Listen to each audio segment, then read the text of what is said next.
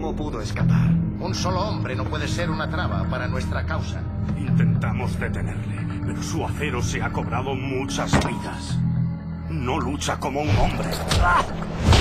Dicen que se mueve como un ángel de la muerte, llevando el horror en sus alas.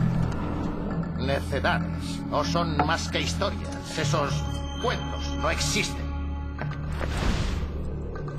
Ese hombre nos está costando una fortuna. Debemos acabar con él, o toda nuestra obra quedará destruida. ¿Y cómo detener a ese ángel?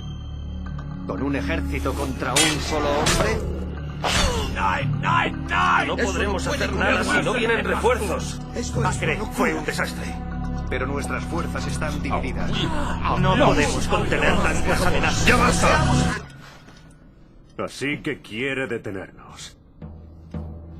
Reclamar nuestro tesoro para él. ¡Qué locura! Pues que lo intente. Incluso un ángel puede caer. ¿No te unes a nosotros, hermano?